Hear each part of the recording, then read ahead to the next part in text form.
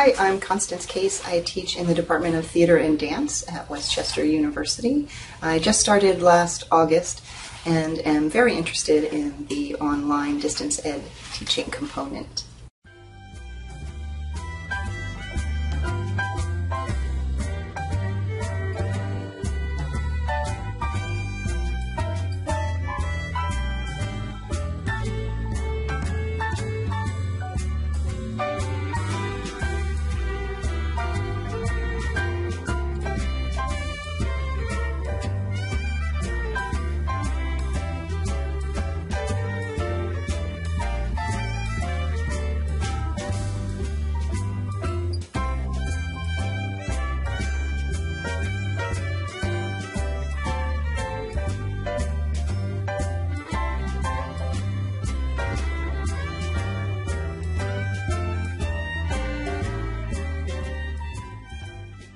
And tell me about how you're using Pinterest.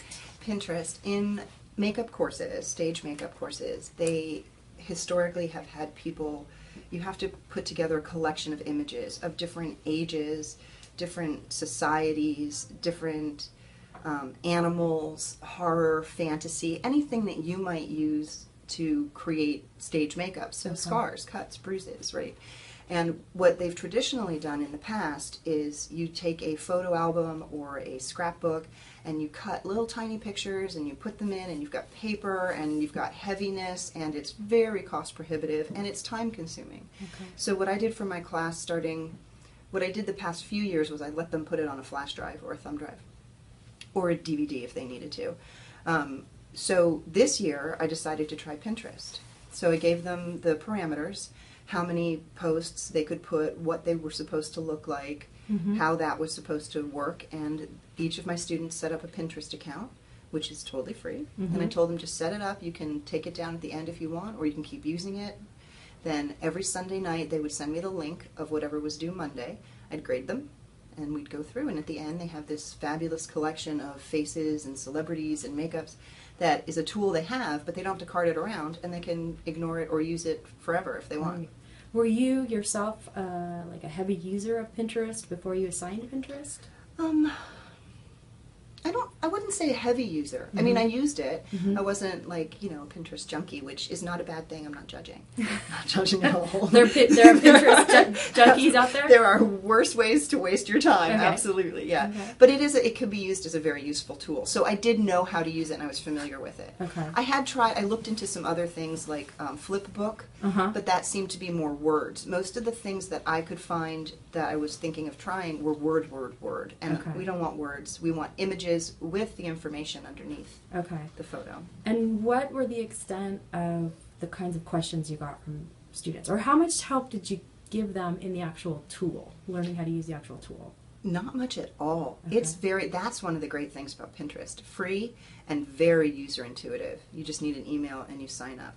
Okay. And then they would either cut and paste and send me the link every Sunday via email, or within Pinterest you can share a board, and they would share a board. So I had no problems with technology or ability or skill level. And for some, this was the first time they'd ever used it. Okay. And they only used it for that. Have you had feedback from any of them in terms of who's kept up their boards or kept going? Still now? Yeah. Or become a junkie? I think some of them already were junkies beforehand. Okay. But a lot of them they loved the tool. They could see other examples of morgues in the classroom, actual tangible binders that other students had to do. And when I showed them that, they were so grateful that I didn't have them doing that method. They were like, thank you so much. And I was like, yeah, I don't want to cart around 14 heavy and then flip through the page. I don't want that either, but they were very happy that this was the method that I chose. Yeah. So can these operate, do you think, as portfolios for them maybe in the future to show the kind of work they can do? Well, I will tell you, one of the students then took the makeups that she did in class and created a board of those images. So she could take that board and say, this was my inspiration, this is my chart, this is my execution. So she could, but that is now on Pinterest. Okay. Yeah. Great. Thank you. You're welcome. That's great.